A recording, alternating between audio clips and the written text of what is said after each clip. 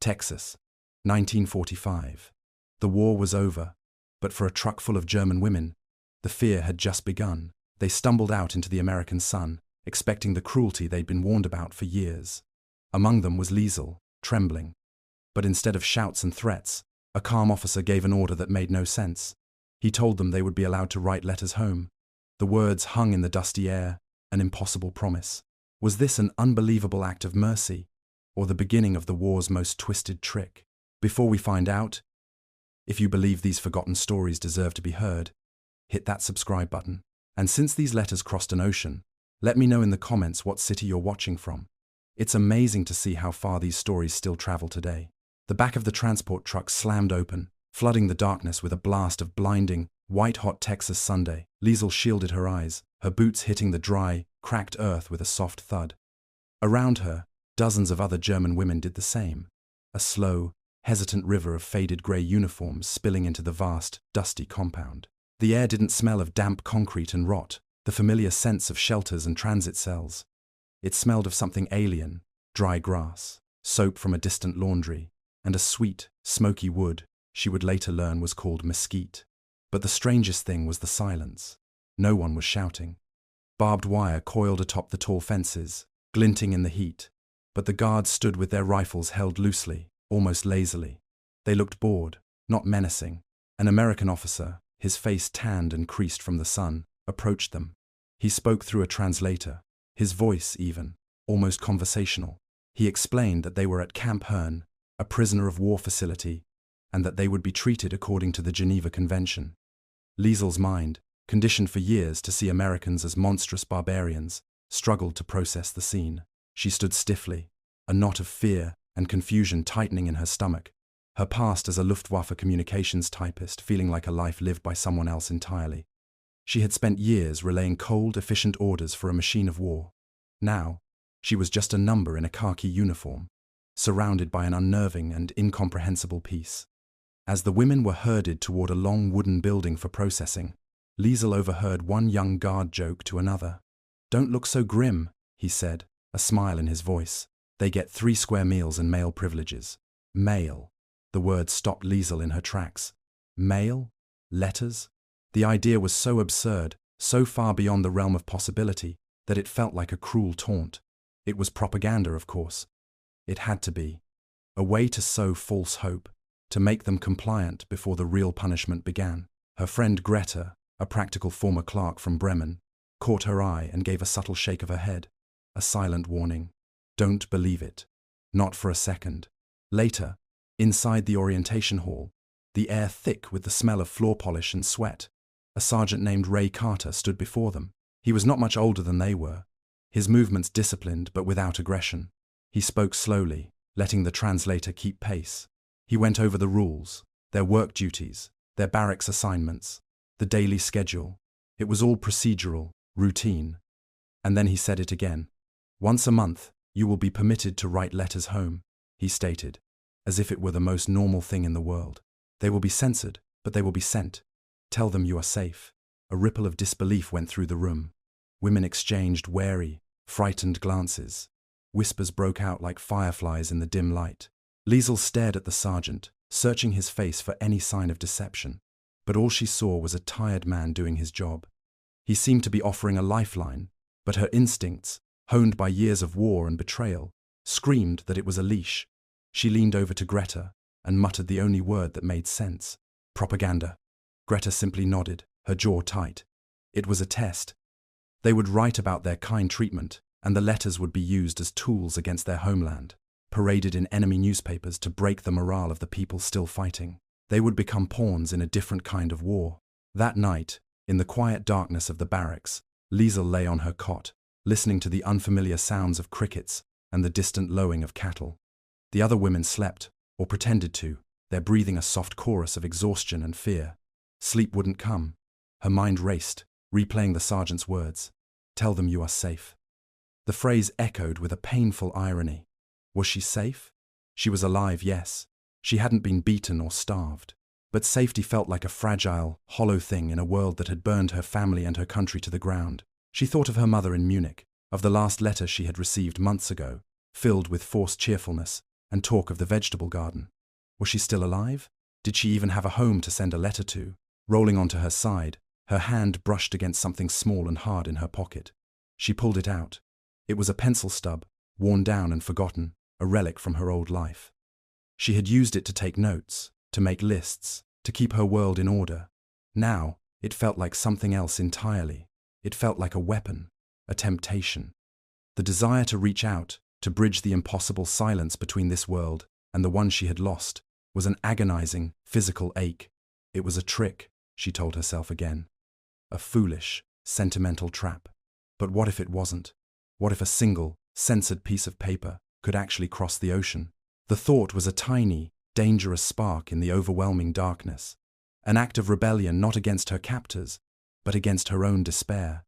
Trembling, she sat up and found a stray piece of packing paper she'd noticed tucked under her mattress. In the sliver of moonlight filtering through the window, she pressed the pencil to the rough surface. Her hand was stiff, her fingers unaccustomed to forming letters that weren't for an official report. The words came haltingly, a whisper scratched into the paper, a prayer sent into the void. If you ever read this, Mama, I am alive. In America. The weeks bled into one another, turning the initial shock into a strange, disorienting rhythm. Life in the camp settled into an order that felt both rigid and surreal. There were chores in the morning, English classes in the afternoon, that most women attended out of sheer boredom, and meals that were, to their astonishment, consistently sufficient. In the evenings, someone would start singing a song from home, their voice thin and reedy in the vast Texas twilight, and soon others would join, a quiet chorus of sorrow and defiance that drifted over the fences. The brutality they had been steel-jawed to endure never came. There were no beatings, there was enough bread. They were even paid a small wage in camp scrip for their labor, a concept so foreign it felt like a clerical error. The very foundation of their worldview, built on years of carefully constructed fear, began to show hairline cracks. Liesel was assigned to the camp kitchen, a cavernous room filled with the clatter of steel pots and the hiss of steam. It was hard, honest work that left her hands raw and her body tired, a welcome numbness that quieted the racing in her mind. Sergeant Ray Carter often supervised the kitchen, moving with an economy of motion, his presence steady and calm. He rarely spoke, but he was meticulously fair. When he saw a woman being shorted a scoop of potatoes, he corrected the server quietly. When a fight broke out over a broken tool, he simply replaced it without assigning blame. One afternoon, as Liesel was struggling to understand an instruction, he pointed to the way another guard was speaking to a prisoner, his tone sharp and dismissive. Then he looked at Liesel and said one slow, clear word, tapping his own chest. Respect. He didn't elaborate, but the meaning was clear. He was not teaching her a word. He was showing her a code. It was the principle by which he operated. Days later, while scrubbing a large cauldron, Liesel slipped on a wet patch of floor, sending a bucket of soapy water sloshing over the polished boots of another guard. She froze, bracing for a blow, her apology catching in her throat. The guard just sighed, shaking his foot with an exaggerated look of dismay. From across the room, Ray Carter caught her eye and gave a small, almost imperceptible shake of his head, a faint smile touching the corner of his mouth, as if to say, "It's only water." In that moment, a laugh escaped her, a short, sharp, unfamiliar sound that she hadn't heard from her own lips since before the capture. It felt like a betrayal. It felt like breathing. Later, Greta cornered her behind the barracks, her expression severe. "I saw that," she warned, her voice a low hiss, smiling with them. "Don't get soft, Liesel. Don't you dare forget who they are." On Sundays, the prisoners were given the option to attend a chapel service, held in a converted mess hall by an army chaplain named Thomas Reeves. Most went, if only for a change of scenery. He was a gentleman with kind eyes, who made a point of greeting every woman by name. He never spoke of victory or defeat, of God's favor or judgment. His sermons were quiet, filled with simple stories of farmers and fishermen. One Sunday, he stood before them, his Bible open in his hands, and read from the book of Luke. His voice was soft, but the words landed with the force of thunder. "Do good to those who hate you," he quoted. Liesel felt the air leave her lungs. The phrase was a direct contradiction to everything she had ever been taught, every anthem she had ever sung. It was an impossible, radical idea. She ducked her head, hiding her face behind the thin pages of her hymn book as silent, Hot tears began to stream down her cheeks. They weren't tears of sadness, but of a profound, wrenching confusion. Across the aisle, she was vaguely aware of Sergeant Carter, who had come to stand watch at the back. He saw her shoulders shaking. He saw her wipe her eyes. And then, with a quiet deliberation that felt like the deepest act of mercy she had ever known, he turned and looked away. The day finally came. The day of the letters. An officer announced that they had 1 hour. Plain sheets of paper and sharpened pencils were distributed. A nervous energy buzzed through the barracks, a volatile mix of hope and suspicion. Liesl sat on her cot, the blank page, before her feeling like a vast, empty snowfield. What could she possibly write that the censors would allow? How could she convey the truth of her situation without it being mistaken for collaboration? She decided on simplicity. Her words were spare, carefully chosen, each one a small act of bravery. "We are treated kindly," she wrote. "It feels wrong to write this, but it is true." Greta watched her, her arms crossed, the blank paper on her own cot untouched. "They'll use it against us," she insisted, her voice tight with conviction. "They'll show it to the world. See how happy our prisoners are. Your cause is lost. You're handing them a weapon, Liesl." But Liesl kept writing, folding the letter with trembling fingers, the name of her mother on the front a fragile prayer. When the hour was up, a guard came through with a large canvas sack, collecting the letters one by one. Nearly half the women had written. He carried the sack out to a waiting mail truck parked near the main gate.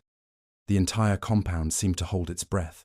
The women gathered at the edge of the yard, watching in silence as the sack was thrown into the back. The engine coughed to life, and the truck rumbled away, kicking up a plume of brown dust as it disappeared down the long road. For a long moment, there was only the sound of the wind. Then, one woman cheered. It was a raw, broken sound, quickly followed by another, and then another, until a wave of shouting and crying and laughing swept through the crowd. They were cheering for their words, for the impossible, audacious hope that, against all odds, they might find their way home. The cheer that had erupted when the mail truck departed left a fragile echo in its wake, an echo of hope. For days, the women moved with a lighter step. The simple act of sending their words across the ocean had given them a sense of agency they hadn't felt in years. They spoke of what their mothers might be cooking, what their sisters might be doing, their conversations painting vivid pictures of a world they desperately needed to believe still existed. Even Greta's hardened skepticism seemed to soften, her cynicism replaced by a watchful, anxious silence. Liesl found herself looking toward the main gate at the end of each day, a foolish, persistent flutter in her chest. She had dared to believe in a small kindness, and that belief had taken root, a delicate green shoot in the barren soil of her captivity. The rumor began as they all did, a whisper in the laundry line, a muttered exchange over peeling potatoes. It spread through the camp like a fever. A letter had come back. Not a letter from home, but one of theirs. Returned. The whispers grew louder, more specific. It was a letter addressed to Munich. Liesl's heart began to pound a frantic, heavy rhythm against her ribs. There were other women from Munich, she told herself. It couldn't be hers. But the knot of dread in her stomach tightened with each passing hour, a cold certainty eclipsing the fragile hope she had so carefully nurtured. That afternoon, a junior officer found her in the kitchen. He held a single, familiar-looking envelope in his hand. Her letter. It was unopened. A bold red stamp was slashed across her mother's name, the ink stark and violent against the pale paper. The officer looked uncomfortable, his gaze fixed somewhere over her shoulder. He mumbled a few words in English that she didn't need the translator to understand. The stamp said it all. She recognized the words from official wartime correspondence, a sterile, bureaucratic death sentence. Address destroyed, Munich bombed. Underneath, in a different hand, a second stamp, sender deceased.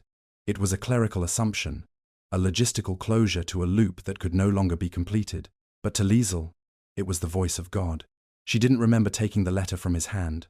She didn't remember the world tilting, the clatter of pots and pans fading into a distant roar, the kindness she had so cautiously begun to trust, the fragile framework of respect and order in this strange American camp.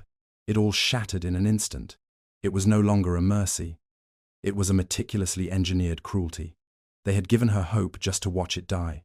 They had let her build a bridge of words, only to show her the chasm on the other side. She stumbled out of the kitchen, the letter clutched in her hand, the thin paper feeling as heavy as a gravestone. She found herself near the perimeter fence, the sun beating down on her head. She sank to the ground, the dust clinging to her uniform. She didn't cry. The grief was too vast, too deep for tears. It was a hollow, echoing emptiness. Her mother was gone. Her home was gone. The simple, true words she had written, "We are treated kindly," mocked her now. What did kindness matter in a world of ash and silence? Sergeant Carter found her there. He must have been making his rounds. He stopped a few feet away, his shadow falling over her. He said her name, his voice uncharacteristically gentle. When she didn't respond, he took a step closer. "I heard about your letter," he said quietly. "I'm sorry." Something inside her snapped. She scrambled to her feet, her face a mask of rage and betrayal. "Sorry?" She spat, the English word tasting like poison. She thrust the letter at him, her hand shaking. "You did this. You. With your bombs, with your airplanes. You burn our homes and then you give us paper to write to ghosts." The words poured out of her, a torrent of grief and fury that she was powerless to stop. "You stand there with your rules and your respect," she choked out the word he had taught her. "But you don't know anything. You don't know what you did to us." He didn't flinch. He didn't argue. He just stood there and took it, his face a quiet study in sorrow. He looked down at the letter in her hand, at the stark red ink, and then back at her. For a moment, she saw something in his eyes, not pity, but a shared, familiar pain. He, too, had lost someone. She remembered the rumor among the prisoners that his brother had been killed in the Ardennes. The thought brought her no comfort, only a fresh wave of despair. They were all just cogs in the same hateful machine. That night, a chill settled over the camp that had nothing to do with the temperature. The singing stopped. The quiet conversations died. Liesel's collapse had confirmed their deepest fears. Hope was a trap, and kindness was its bait. In the darkness behind the barracks, she knelt by a small, scavenged can, a secret place where the women sometimes burned trash. She lit a match. For a moment, she stared at her own handwriting, at her mother's name. Then she touched the flame to the corner of the letter. The paper curled, blackened, and dissolved into a wisp of grey ash that drifted up and over the fence, disappearing into the vast, indifferent night. She was turning to go back inside when she heard a soft crunch of gravel behind her. It was Sergeant Carter. He had broken protocol. The guards weren't supposed to be in this area after dark. He stood there for a long moment, not speaking, simply watching the last of the ash scatter in the wind. Then he reached into his pocket and pulled something out. It was a single, clean sheet of camp stationery and a freshly sharpened pencil. He held them out to her. Liesel stared at him, bewildered. "Try again," he said, his voice low and steady. "That's what we do here." He placed the paper and pencil in her unresisting hand, his fingers briefly brushing against hers. Then, without another word, he turned and walked away, his footsteps fading into the darkness, leaving her alone with an impossible choice. Liesel kept the clean sheet of paper tucked under her mattress for months, a silent testament to Sergeant Carter's defiant act of kindness. She didn't write. The wound was too raw, the risk of hoping again too great. The news of the Allied victory in Europe arrived, not with a bang, but as a slow, creeping certainty, confirmed by the guards' changed demeanor and the articles prisoners who could read English translated from discarded newspapers. The war was over. The words felt hollow, abstract. The machinery of the camp kept running, the routines unchanged, but now a new tension filled the air, the anxious, uncertain waiting for what came next. Repatriation. Home. For Liesel, the word had lost all meaning. What home was there to return to? As the slow process of arranging their transport began, a shift occurred in the compound. The women started to speak of the future, not just the past. They traded scraps of information, debated which cities were safest, and made desperate, fragile plans to find lost relatives. Liesel remained an island of silence in this sea of nervous chatter. Her loss had insulated her, creating a protective barrier of numbness. But Sergeant Carter's quiet gesture, the offering of paper when there was no one left to write to, had planted a different kind of seed. It wasn't hope for a reunion, but something quieter, more resilient.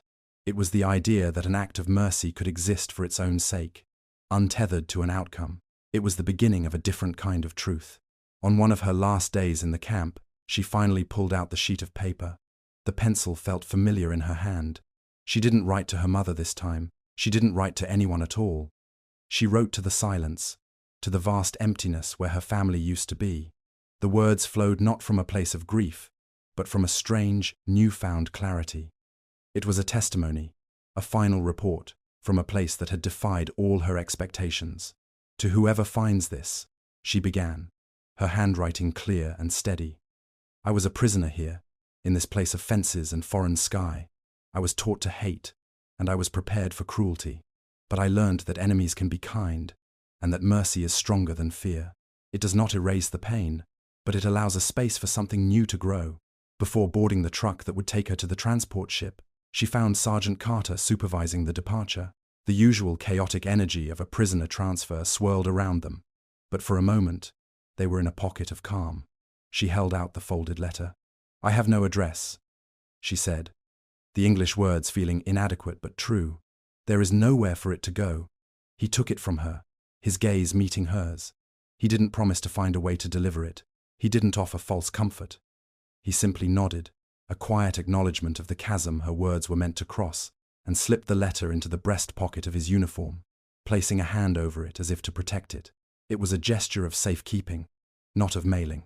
That, she understood, was enough.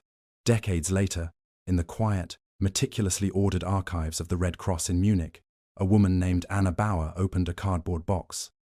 It was a donation from the estate of a deceased American veteran, one Raymond Carter. The box was filled with his wartime effects, medals, photographs, a worn Bible. Tucked inside the Bible was a small, sealed envelope, the paper yellowed with age. Anna, a methodical woman in her late 40s whose life's work was to sort through the paper ghosts of the war, carefully slit it open. She unfolded the single sheet and began to read the elegant, slightly faded script. A few months after that, Anna stood before an audience of high school students in a local museum. The exhibit was about post-war reconstruction, a tribute to the generation that had rebuilt their shattered country. But Anna had been asked to speak about the personal artifacts, the human stories that statistics often erased. She held Liesel's letter in her hand, its journey from a Texas prison camp to this brightly lit room in Munich, a quiet miracle. Her voice trembled slightly as she began to read it aloud. She spoke of the fences, of the fear, and of the unexpected kindness that had dared to grow in the most hostile of soils. The students, who had been whispering and fidgeting, fell silent. The story was from a war that felt like ancient history to them, a black and white film of goose-stepping soldiers and ruined cities. But these words, so personal, so raw, made it real. Anna's voice steadied as she reached the final lines, the message Liesel had sent out into the void. Mercy is stronger than fear. For a long moment after she finished, the only sound in the room was the soft hum of the gallery lights. The past was not a distant, monolithic thing. It was a collection of single, human choices, of individual acts of decency that rippled across time. A guard giving a prisoner a piece of paper.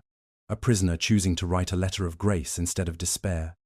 An archivist choosing to share it. In that shared silence, everyone in the room, the old, the young, the inheritors of the conflict, felt the same quiet awe. They felt the profound, unshakable truth that while wars eventually end, the delivery of a single, simple message of hope can continue forever. On a display card beside the letter, carefully transcribed, was a note from the archive detailing that over 370,000 German POWs were held in the United States. Many wrote home. Most letters began the same way. "I am alive.